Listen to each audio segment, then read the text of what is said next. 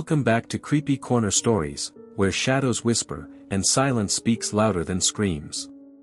I'm Sihar, your guide through the fog of fear. Tonight, we visit a place that was never meant to be found.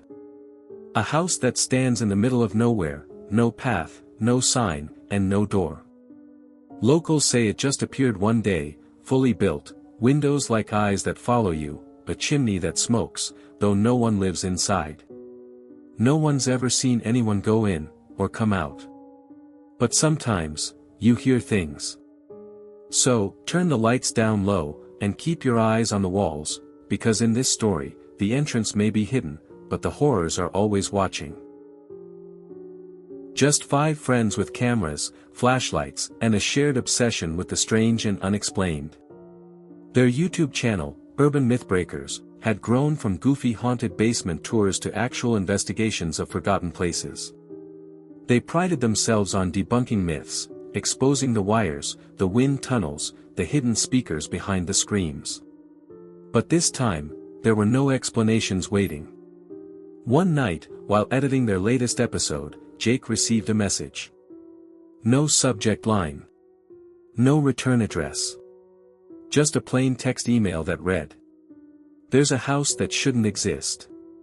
No doors. No escape. Come see for yourself." Below the message was a single set of GPS coordinates, deep in a dense, mostly uncharted forest region known by locals as Dead Pines. It wasn't on any recent maps. Even older hiking guides marked it with a red X and the words, "Unsafe terrain." Jake brought it to the group the next day. Ava, the skeptic, rolled her eyes immediately. Probably some creep trying to lure us into the woods. Classic setup for a missing persons documentary. Marcus was already pulling up topography scans on his laptop. I'm not seeing any structures out there. But that doesn't mean there wasn't something.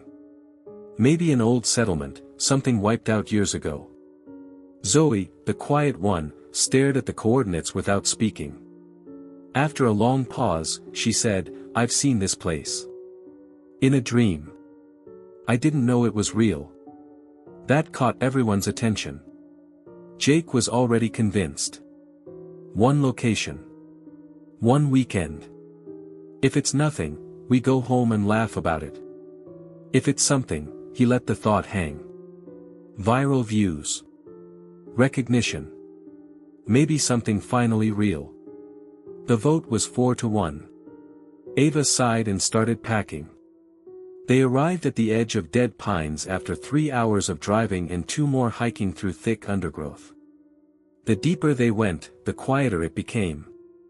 The birds stopped singing. The air grew still. Even Leo, the group's loudmouth jokester, fell silent. Then they saw it. A house. 2 stories tall. Weather-beaten wood. White paint flaking like dead skin. A porch that sagged but didn't break.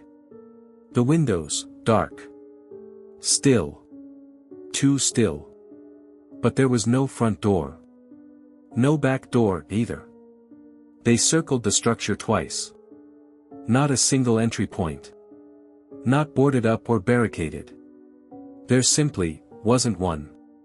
Ava frowned. It's a set. Or a prop house. Maybe it's not real at all, like one of those illusions built to look real from a distance. But the house was solid. Jake knocked on the wall. Wood. Real wood. A chill crawled up his arm from the contact. Zoe stepped back, eyes wide. She pointed to a second-floor window. "I saw someone. Watching us." They all looked. No one there. Then Marcus noticed something odd. On the east-facing wall, the boards shimmered, barely noticeable, like heat waves rising from pavement. He reached out. His hand passed through the wall like it was smoke. Leo gasped. "Okay, what in the Stranger Things glitchy hell is that?" Jake didn't hesitate. He stepped through the illusory wall, disappearing into the house. "Jake! Wait!" Ava shouted. But one by one, they followed. Marcus. Zoe. Leo. Ava was the last. She stood outside, heart racing. Every instinct screamed at her to run. But she stepped through anyway. Inside, the house was dark, dustless, and deathly silent. The moment Ava crossed the threshold, the entrance disappeared behind her. She turned, expecting the shimmering wall. It was gone. Now there was nothing but solid, unbroken wall, just like outside. No way in.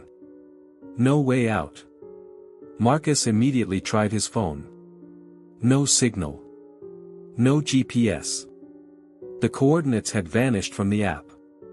Zoe pulled out her tarot cards with trembling hands, whispering something under her breath. "I don't like this," Leo muttered. "I really don't like this." Jake scanned the interior with his flashlight. The space looked normal, but wrong.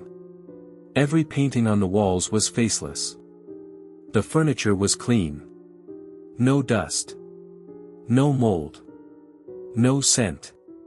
It was like the house had been built this morning just to pretend it was old. Ava moved to one of the windows. Outside, she expected trees. There were none. Only blackness. Not night. Not fog. Just a void. Endless. They had come chasing a myth. Now the myth had closed its mouth behind them. And it was hungry. Silence swallowed the room. Not just quiet, but a dead, smothering absence of sound. As if the house had drawn in a long breath and held it. Jake pounded his fist against the wall where they'd entered, now just a smooth expanse of wood. It was right here. We walked through this wall. He ran his hand along it, pushing, pounding. Nothing. No seams, Ava muttered, her palm brushing the corner. No panels. No switch. It's just a wall. It's like it never opened in the first place. Marcus turned in a slow circle. Then how the hell did we get in? Zoe didn't speak. She was staring at the far hallway, eyes unfocused. Her fingers trembled slightly at her side. Leo gave a shaky laugh. "All right. Okay. Creepy magic trick. Glitched wall. Fine. Let's check a window and just crawl out or something." But when he reached the nearest one, he stopped. The others joined him. Outside, there was nothing. No trees. No sky. No ground. The window showed only black. Not the darkness of night, something worse. An absence. A total void. "Are we underground?" Ava whispered. "No," Marcus said. "We're somewhere else." The house stretched far deeper than it should have. Hallways turned in on themselves. Stairs that should have gone up led to the same floor. Rooms rearranged. Even the furniture seemed to shift when backs were turned. Jake tried to map it out, marking walls with chalk from his gear bag. But every time he returned to a mark, it was gone, or moved. Time, too, began to distort. Their watches stopped ticking. Zoe's tarot deck started reshuffling itself inside her bag, cards flipping face up with new symbols she didn't recognize. One card read, "The inward door." She didn't show the others.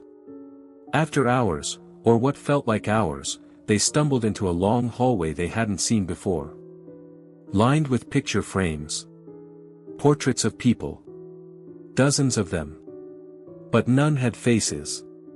Just smooth, featureless skin where eyes and mouths should have been. Ava stepped closer. "These are recent.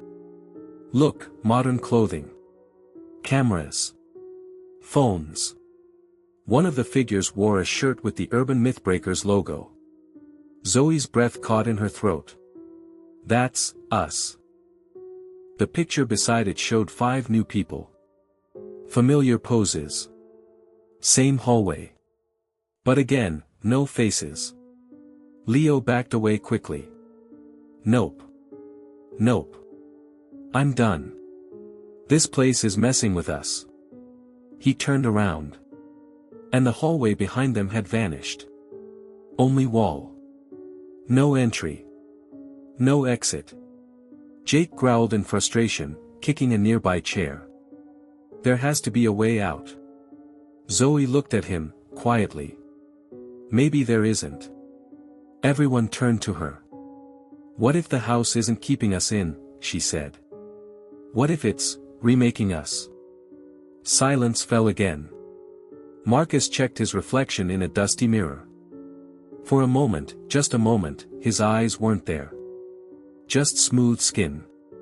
Then he blinked, and they returned. I think we need to stop looking for a door, Zoe said. There was never a door. That was the first trap. Ava shook her head. What's the second? They wandered further and found a single wooden table in the center of a room that hadn't been there before. 5 chairs. 5 bowls. Filled with dark, still water. A note sat in the center. Drink to stay. Refuse and fade. Jake moved forward, but Ava grabbed his arm. No. That's exactly what it wants. What if we don't have a choice, he snapped. We've been walking in circles for hours. We can't find food. Or water. Or time. Zoe stared into one of the bowls. In the reflection, she didn't see herself. She saw a version of her with no mouth.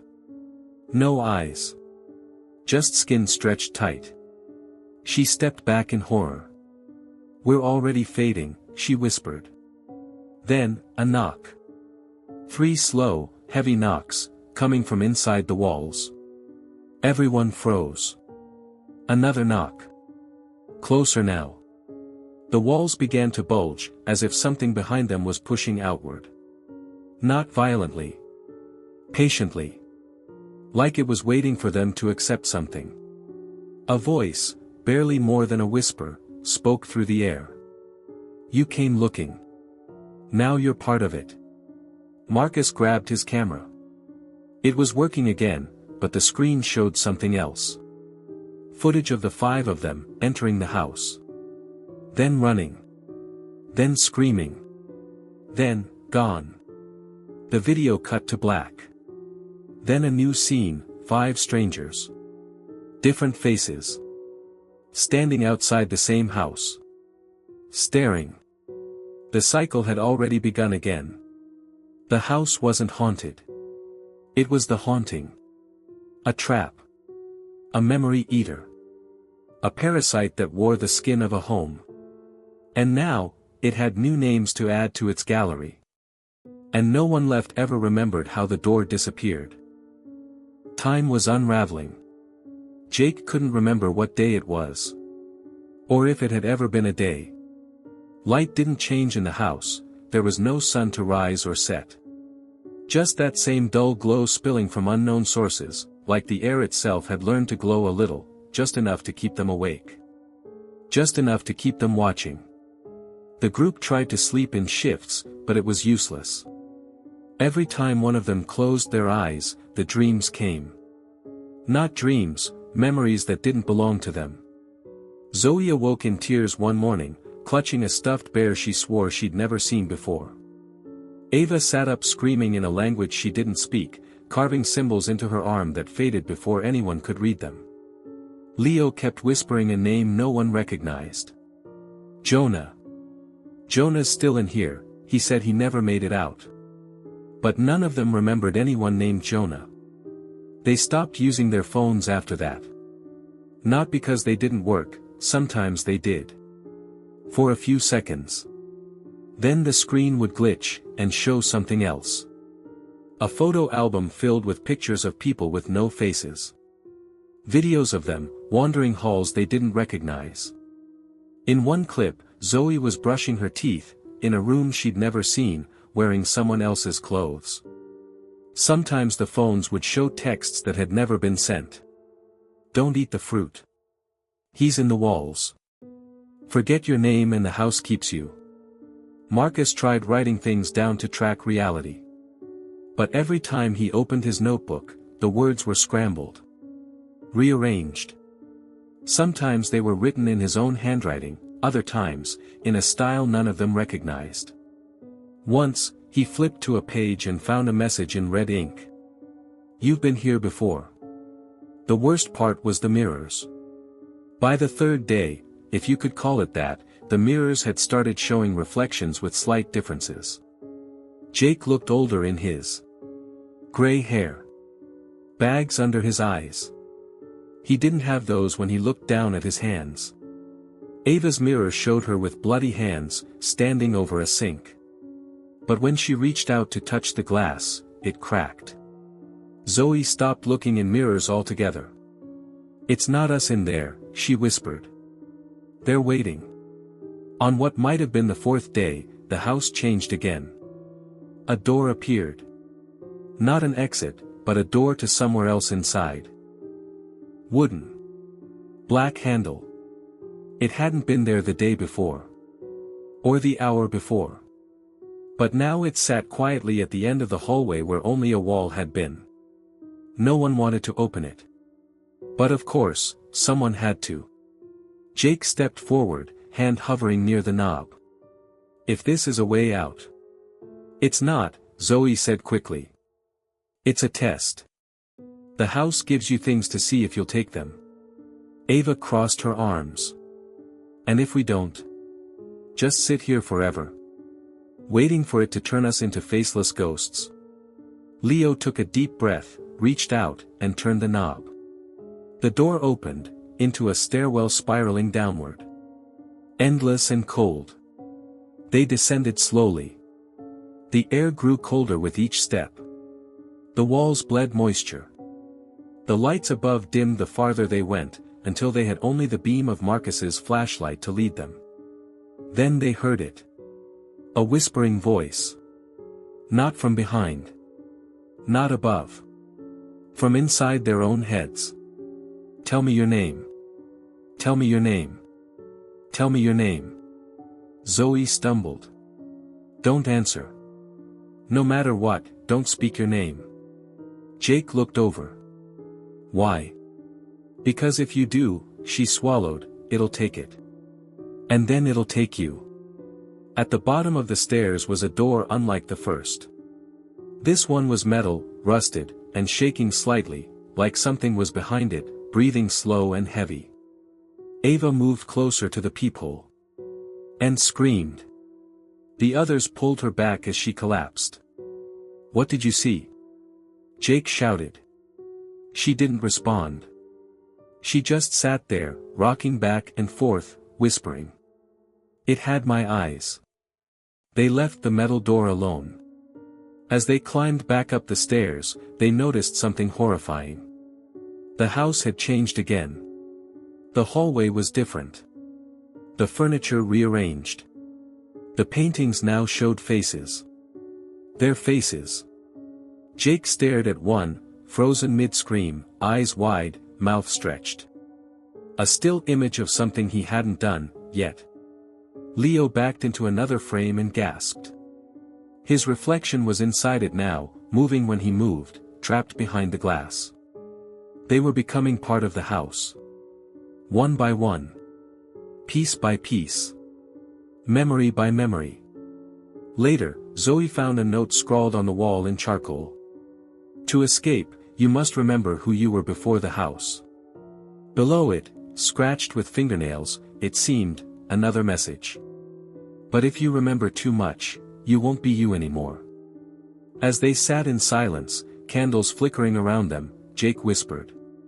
"Does anyone remember how we met?" No one answered. Not because they didn't want to. But because the truth was settling in now.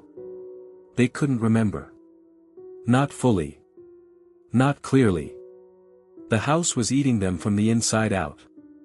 And it had just begun. It started with Marcus. They had all fallen asleep, if sleep was the right word.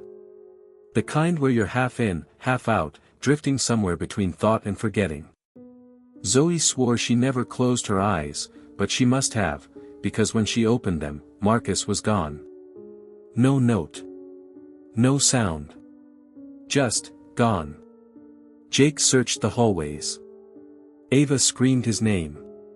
Leo kicked in every door they could find, calling out, threatening the house, threatening God himself. Nothing. Zoe didn't move. He didn't get taken, she said quietly. He walked away. Jake looked at her, pale. Why would he do that? Zoe touched the tarot deck that never left her side. Her voice dropped. Because something told him to. They found signs soon after. A trail of string, red, fraying, tied along doorframes, nailed into walls. Marcus's way of marking where he'd gone. It led them deeper into the structure, into parts of the house that felt wrong. There were no rooms anymore, just passages. Some too narrow to walk straight through. Some too tall, their ceilings vanishing into blackness. The walls were moist here. Breathing. Ava placed a hand against one and felt a heartbeat. She jerked away. This place is alive. Leo laughed, but it wasn't real laughter. Yeah. You just figuring that out now? The trail of red string led to a door made of mirrors. Each shard showed a piece of someone, an eye here, a mouth there. None of them matched. But when Zoe stepped close, the pieces rearranged, into her face. Don't touch it, Jake said. Too late. The mirror opened. They stepped through. The other side was, not the house. Not as they knew it. It looked like a forest, but twisted. Trees made of bone. Sky made of screaming faces that faded in and out like clouds. The wind was wet and whispering. Stay. Stay. You are part of the house now. In the distance, they saw him, Marcus. Standing between the trees. Still. Silent. His back to them. Zoe ran first. Marcus, she called. We're here. Come back. But when she reached him, he turned. His face wasn't his anymore. It was smooth. Blank. No eyes. No mouth. No scream. Just, nothing. Ava screamed. Jake dragged Zoe back, and the faceless Marcus tilted his head, as if listening to something none of them could hear. Then he disappeared, melted into the trees. Gone. And where he stood, the ground split open with a horrible, wet crack. From the earth rose a new door. Black wood. A golden handle. Carved with words that pulsed and changed. Turn back. Go deeper. Be remade. Leo stepped toward it. Jake grabbed his arm. We don't know what's behind that. Leo looked at him, hollow-eyed. We didn't know what was behind the first one either. They opened the door. This time, they entered a replica of their world. A copy of their homes, their rooms, their memories. But everything was off. Zoe's childhood bedroom was there, but her stuffed animals were nailed to the ceiling. Ava found her apartment, except every photo on the wall had her face torn out. Jake stood in a kitchen identical to his parents', and the fridge breathed when he walked past it. Leo stared into a bathroom mirror that showed him, older. Hair gone. Eyes empty. Mouth stitched shut. Then came the whisper again. Forget who you were. We will make you better. Let go of the old name. One by one, the group began to lose track of their own memories. Jake forgot his birthday. Ava forgot her brother's name. Leo stared at his hands for 10 minutes and whispered, "Whose are these?" Only Zoe seemed to resist. She kept whispering her name to herself like a mantra. Over and over. Zoe. Zoe. Zoe. Don't forget. Don't forget. Don't. A voice answered her in the dark. You're not Zoe anymore. And then. Ava was gone. Gone mid-sentence. No scream. No sound. She just blinked, and where she stood was now just a faint burn mark on the floor. Jake and Zoe froze. Leo looked around. And whispered, "There were 5 of us, weren't there?" Jake turned on him. "There were 4. Zoe gasped. "No. Leo. Don't." Too late. The house smiled. A door opened behind them, on its own. From it came a voice that sounded like Ava, but wasn't Ava. "Come deeper. You're almost home." The hallway beyond pulsed. Lights flickered. Something crawled along the ceiling, just out of sight. Jake turned to Zoe, eyes wide. "We have to go." She shook her head, gripping his arm. "No. We can't keep following the house." "Then what do we do?" Her voice trembled. "We remember. Everything." They returned to the place where the mirror door had been, but it was gone. Replaced with a blank wall. Leo was gone too. Just Jake and Zoe now. And the house was still shifting. Still whispering. Still hungry. And far down the hallway, a new voice called their names. Not the house. Not a memory. Something else. The walls were whispering now. Jake couldn't tell if they were his own thoughts bleeding into the air, or if the house was speaking to him, inside him. His thoughts felt far away, like a distant echo from someone else's mind. Zoe hadn't spoken much since Leo disappeared. She walked beside him, hands shaking slightly as she clutched her tarot deck. The same cards kept appearing, always the same ones: the Tower, Death, the Fool. The inward door.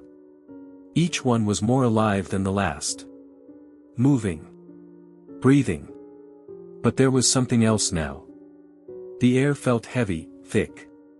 As if the house was pressing in on them from all sides, pushing against their chests, squeezing the air from their lungs. Even the ground seemed unsteady, like they were walking on something soft, shifting beneath them.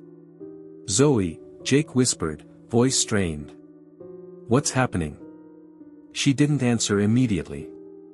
Her eyes were locked forward, staring at something Jake couldn't see. Something he didn't want to see. There it was. At the far end of the hall, a new door. An old wooden door. It had no handle. No knob. Just a single, perfectly round keyhole. Zoe's voice broke the silence. "It's here. The inward door. A door that didn't lead anywhere. A door that took you deeper. Farther into the house. Into the very heart of it." Zoe hesitated, her eyes fixed on the keyhole. "I knew this day would come," she whispered. "I was hoping we could avoid it." Jake frowned, stepping closer. "What do you mean, avoid it? What is this place, Zoe?" She didn't answer. Instead, she stepped forward, fingers brushing against the cold wood of the door. "I need to open it," she said, her voice low, almost reverent. "I have to know what's on the other side." "Don't." Jake grabbed her wrist. "Don't do it. The house is changing us, Zoe. It's not just memories, it's rewriting us. Making us forget who we are." Zoe's eyes darkened. "That's why we need to go through it. Because if we don't, it'll take us all. And I won't let that happen." She pulled away from him and pressed her palm against the door. It creaked open, slowly. The air inside the room beyond felt wrong. Heavy with a kind of thick, oppressive silence. The walls were covered in blood-red symbols, ancient markings that shifted and writhed like living creatures. Jake stepped forward cautiously. "What is this place?" Zoe didn't answer. She was already moving deeper into the room, as though drawn by some invisible force. The door slammed shut behind them. The room was cold. Too cold. The floor beneath their feet felt soft, like it was made of something alive. Something that was breathing. That was waiting. In the center of the room stood a pedestal. And on the pedestal, a small black box. "Zoe," Jake said, his voice trembling. "We don't have to do this. We can still find a way out." Zoe didn't listen. She walked straight toward the pedestal. "No," she whispered. "This is the key." Jake stepped forward, his heart pounding in his chest. The floor beneath him shifted again, and suddenly, he couldn't feel the ground. His body floated, pulled, toward the pedestal. The black box. Something was calling him. Something dark and insistent. The whispering returned. This time, it wasn't from the walls. It was inside his skull. "You must open it." He reached for the box, hands shaking, and the room changed. A blinding flash of light. Jake staggered back, his vision spinning. The room was gone. Everything was gone. The house, the walls, the hallways, vanished. He was somewhere else. When the light faded, Jake was standing alone. In a white void. The air was thick, and it was impossible to tell if he was standing on the ground or floating. "Zoe," he called, voice cracking. No answer. Just silence. Then, from the depths of the void, a figure appeared. A shadow, a shape that moved as though it were made of liquid darkness. And it was walking toward him. Jake's heart raced. "Zoe?" The figure stopped. It wasn't Zoe. It was him. Jake recoiled in horror. The figure in front of him was a distorted version of himself. His face was twisted, wrong. His eyes were hollow. His mouth stretched into a wide grin that didn't look natural. It wasn't a reflection. It wasn't a copy of him. It was him. But not. The figure spoke. "You're here now." Jake couldn't breathe. "You opened the inward door. And now, you belong to the house." Suddenly, everything snapped back into place. Jake was back in the room. The pedestal. The box. Zoe, still standing in front of it. Her eyes were wide, terrified. "No," she whispered, "no, no, no." The box was gone. And there was something else, something moving beneath the floor. The walls shifted. It was coming. Zoe backed away from the pedestal, eyes wide with panic. "It's not over. It's not over." She reached out for Jake, but before she could touch him, before she could say anything, the walls exploded with a sound like 1,000 voices screaming. Jake turned, eyes wide with fear. A figure was emerging from the shadows. Another one. Another version of himself. Only this one was broken. The house was splitting them apart. They didn't have time to think. Together, they ran. But the house was faster. The house was no longer a place. It was a presence. A heartbeat. A consciousness. Jake and Zoe ran through the endless hallways, their feet echoing on the warped, uneven floors. The walls were closing in again. Creeping. Watching. Every step they took, the house seemed to anticipate their moves, twisting the corridors just out of reach, always just one step ahead. Jake glanced at Zoe, her face pale, eyes wide with terror. "We can't outrun this thing," he gasped. "We have to." But before he could finish, the walls moved. A door appeared in front of them, another one. Dark wood. No handle. The same golden keyhole. Zoe stopped dead. The keyhole. "This is it, Jake. This is where we..." But before she could say more, a voice spoke. It wasn't the house. It wasn't even the shadows whispering in the corner. It came from inside them. "Do you remember the way out?" Jake spun around, heart pounding. Who is that?" A figure stepped from the shadows. It wasn't Zoe. It wasn't him either. It was a person they both recognized. It was Marcus. But Marcus was different. His eyes were empty. His skin pale, stretched too thin. He was smiling, not in any way they had ever seen him smile before. It was a distorted grin, jagged and unnatural.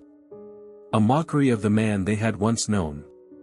"Marcus," Zoe whispered, stepping backward. "Is it really you?" The figure nodded, but his voice was a rasping whisper. "No. Not anymore." The floor trembled beneath them as the shadows moved again. The walls twisted. The house was changing faster now, morphing, distorting into something that wasn't real. Wasn't even possible. It was becoming something else entirely. And then, Zoe screamed. Jake turned to her just in time to see her disappear into the floor, vanishing as though the ground had swallowed her whole. No sound. No warning. Nothing. Zoe was gone. For a moment, there was nothing but silence.